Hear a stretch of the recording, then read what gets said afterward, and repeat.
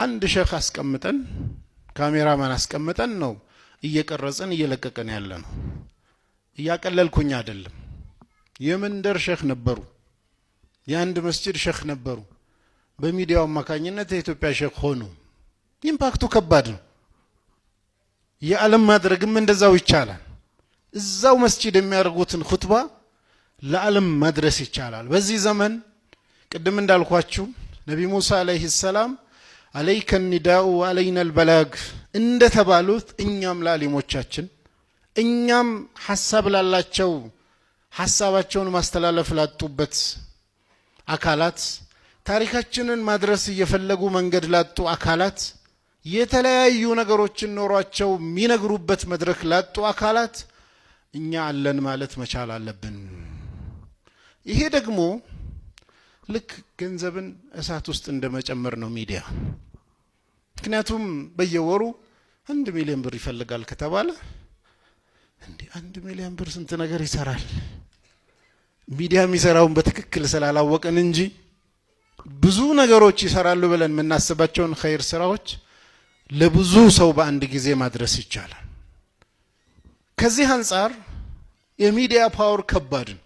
በተለይ ደግሞ ቴሌቪዥን ላይ ብቻ አይደለም፣ ሶሻል ሚዲያ ራሱ ምን ያህል ኢምፓክት እየፈጠረ ሶሻል ሚዲያ ፌስቡክ፣ ትዊተር እነዚህ በራሳቸው የሰውን አስተሳሰብ እንዴት ሼፕ እንዳረጉ አንድ ጸሐፊ ማይክል ይባላል የሆነ ጽሁፍ ጽፎ እንዴት ዲጂታል ዓለሙ ሰውን እንዴት ቀኝ ግዛት አድርጎ እንዳለ ዲጂታል ኮሎናይዜሽን የሚል ጽሁፍ አለው።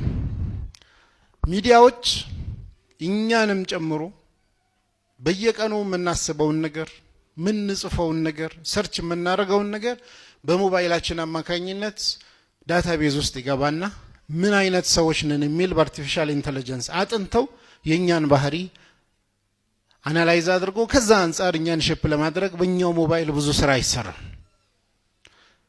ዓለም ላይ ይህንኑ በነፃ በሞባይላችን አማካኝነት የምንጠቀመውን ፌስቡክ ወደ 3 ቢሊዮን ገደማ እየደረሰ ነው። ፌስቡክ ተጠቃሚዎች 3 ቢሊዮን። አንድ እግር ኳስ ተጫዋች ክርስቲያኖ ሮናልዶ ብቻውን ከዓለም ላይ በግለሰብ ደረጃ 122 ሚሊዮን ተከታዮች አሉት ፌስቡክ። ክርስቲያኖ ሮናልዶ ብላችሁ ግቡና 122 ሚሊዮን ሰው እሱ የሚጽፈውን ያያሉ። እሱ ፖስት የሚያደርገውን ነገር ይከታተላል። አንድ ሞባይል ላይ ነው ያለው፣ ግን ኢምፓክቱ ምን ያህል እንደሄደ ተመልከቱ። በተለያዩ ዘርፍ የምናናገረው ሙስሊሙን ብቻ እያሰብን ሌሎቹን የእስላምን ሪሳላ ማድረስን አናስብም። የኛን ታሪክ ለሌሎቹ እንዴት እንንገር ብለን ሜይንስትሪም ሚዲያ የለንም። ክስተቶችን እኛ በምንፈልገው አንግል የምንነግርበት ሜይንስትሪም ሚዲያ የለንም። ሁሉ ጊዜ በወቃሽነት መንገድ መሄድ አያዛልቅም። ምክንያቱም የሰሩ ሰዎች ሁሌ አልፈውን ይሄዳሉ። ቅድም ሰለሞን እንደጠቀሰው ከሶፍት ፓወሮቹ መሃል ትልቅ አቅም ያለው ሚዲያ ነው። በአንድ ጊዜ በ100 ሚሊዮን ሰው ስለ ፍልስጤም እያሰበ ይውላል። በአንድ ቀን ይህን ዜና የሰማ ሰው የሆነ ቦታ የሙስሊሙ ድል ተገኘ ሲባል ተደስቶ ይውላል። ማን ነው ይህን ደስታ የፈጠረው? ማን ነው ይህንን ሀዘን የፈጠረው? ሚዲያው ለእያንዳንዱ ሰው ያቀበለው ነገር። እያንዳንዷ ርዕስ ላይ የትኛውንም መንግስት ስታዩ ሚዲያንና የትምህርት ካሪኩለምን መቆጣጠር ይፈልጋል። ለምን? ሰው የሚቀረጸው በዚህ ሁለት ውስጥ ነው። ትምህርት ሚኒስቴርና ማስታወቂያ ሚኒስቴር ማለት ነው። አሁን ደግሞ ሚዲያ ገንዘብ፣ ከዛ ባለሙያ፣ ከዛ ሐሳብ። አንዳንዴ ሚዲያውን ከፍተው በውስጡ የሚያስተላልፉት ሐሳብም ሳይኖራቸው የሚቸገሩ በርካቶች አሉ። ምንድነው የምናስተላልፈው? እንዴት ነው የምናስተላልፈው?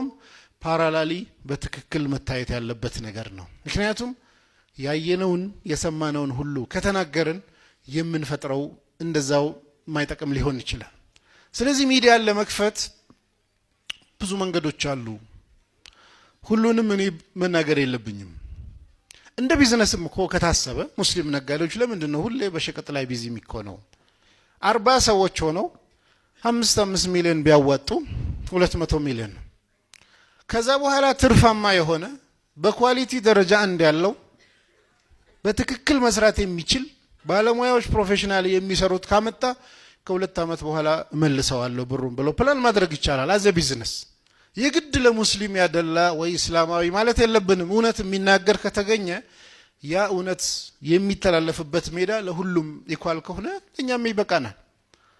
ግን ሌሎቹ ለቆሙበት ዓላማ ለቆሙበት ድርጅትና ማህበረሰብ ድምጽ ነን ብለው ይሄዱን። ግማሾቹ የትግል ሚዲያ ናቸው፣ ግን ነፃ ምናምን ይላሉ፣ ግን እየታገሉ ነው ለሆነ ዓላማ። ሌሎቹ ደግሞ ተመሳሳይ የቆመውን መንግስት የሚደግፉዋል። በዚህ መሃል ድምጹ የማይሰማው ማል ነው ካልን በዋናነት ሙስሊም ኮሚኒቲው ነው። ስለዚህ ሜይንስትሪም ሚዲያውንም ጨምሮ ኢስላሚክ ሚዲያውንም ጨምሮ የሚዲያን ፓወር በትክክል ተረድተን እያንዳንዳችን ለሚዲያ ስንደግፍ ለሚዲያ ኮንትሪቢዩት ስናደርግ ብዙ ነገሮች እንዳደረግን ማሰብ ነው። አንድ ሰው ሰደቃ ሰጠን ለምሳሌ ያ ሰደቃ ያንድ ሰው ነው ተመዘገበለት። ግን ያን ገንዘብ ለሚዲያ ሰጥቶ ያንኑ ትምህርት የሚቀሰቅስ የሆነ ሸክ ተናግረው 1000 ሰዎች በመላ ኢትዮጵያ ያንን ኸይር ስራ ቢሰሩ የሱ ገንዘብ 1000 ሰዎች ሰደቃውን እንዲሰጡ ምክንያት ሆኗል፣ አንድ ብቻውን ከሚያደርገው። ስለዚህ የሚዲያን ነገር በትክክል ማሰብ ያስፈልጋል። ማሰብ ብቻ ሳይሆን ደፍሮ ራስን ያዛድርጎ ውጤቱንም ይታያል ሐቂቃ። ስለዚህ በዛ መልኩ በርታ። ከዚህ በኋላ አላስረዝምም። ሰላም አለይኩም ወራህመቱላሂ ወበረካቱ።